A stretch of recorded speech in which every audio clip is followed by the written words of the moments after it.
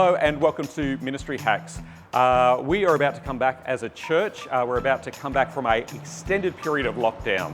And I wanted to just take some time to think about how people are feeling about this. Some people are going to be really excited. They can't wait to get back. Other people are going to feel very apprehensive.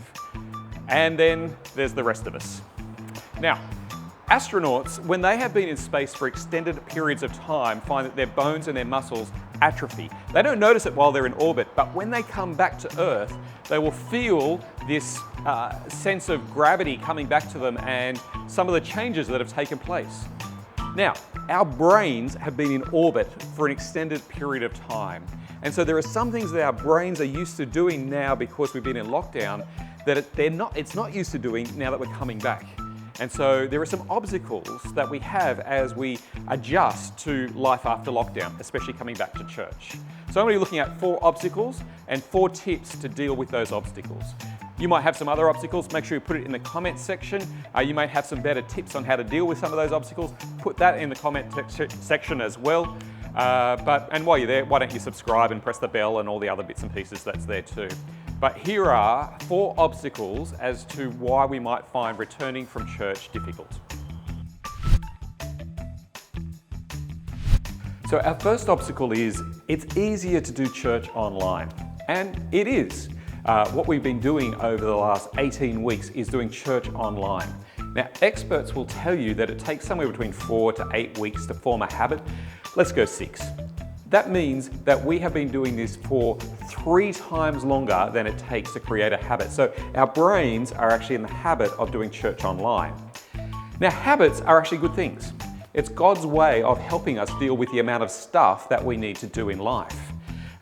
You will know this actually when you go to drive somewhere and you just go on autopilot and all of a sudden you find yourself at your kid's school or you find yourself at the shopping centre or somewhere where you just didn't expect to be. Now, what we need to be doing at this point of time is making sure that we have a plan to break the habit, because that's the way you deal with habits. So if obstacle number 1 is it's easy to do things online because that's the habit that we have, then the tip number 1 is have a plan to break the habit. Have a plan to come back to church. And that means actually thinking through all of those things that you used to do when the habit was going to church. Now, thinking like, what time does church start? Okay, so what time do I need to be there?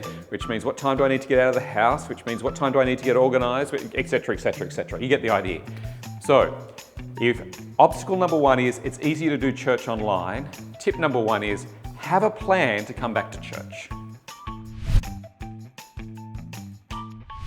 Okay, obstacle number 2 is that you may feel a certain amount of anxiety coming back. And this is again because your brain is getting used to doing one thing and you're now asking it to do something else. That is, you've decided that after 18 weeks, you're going to do something like come back to church.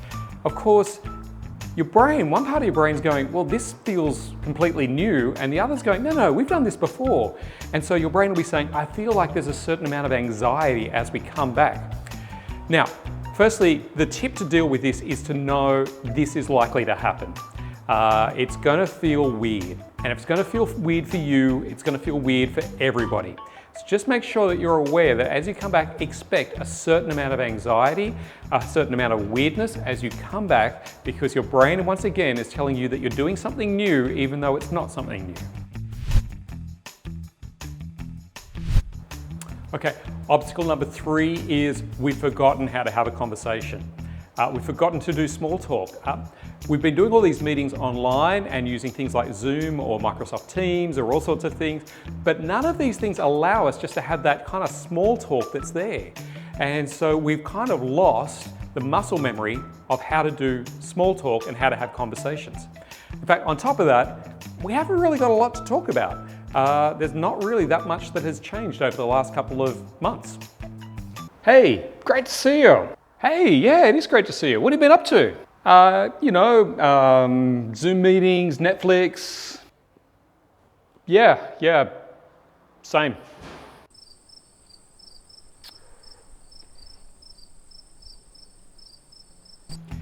So, tip number 3 is make sure that you've got something to talk about when you come back. Have some conversation starters, because guaranteed If you're having trouble with small talk, so's the person you're talking to. So make sure you've got some idea of what you can and can't say, what sort of conversations you can have, things to kind of kick things off. The fourth obstacle is asking the question, look, why do this at all? Why even bother coming back to church? We can probably still watch it online, we can keep doing what we're doing. Why even bother coming back and joining us together? Well, to understand that, we actually need to stop and think about what church is and what it is about. What we need to be doing is actually seeing church through God's eyes. There's a whole range of different ways we could do this, but let me just pick up one verse. Ephesians chapter 3, verse 10. His intent was that now, through the church, the manifold wisdom of God should be made known through the rulers and authorities in the heavenly realms. The church is there so that we might display God's glory. It's actually not just there for us. It's not just there so that we might serve. It's not what we get out of it. Actually, the church is there so that God's glory might be displayed. It's actually just the act of turning up and physically going, this is whose side we're on. We're on God's side. We belong to Him. That's really the fundamental building block of church. So if the obstacle that you have at the moment is, why do we even bother coming to church? I want to encourage you, the tip is go back and read God's Word and look at some of the places that talk about what God is doing in His church. Let me encourage you actually to read through the book of Ephesians and just make a note of every time God talks about His church and what does that mean to Him. So make sure you understand what God's church is actually about. See, coming back to church is not going to be as easy as some of us might think it's going to be. It's going to be like re-entering the atmosphere after being in orbit for 4 months. But if we are prepared for it, if we know what to expect, it's going to be a little bit easier.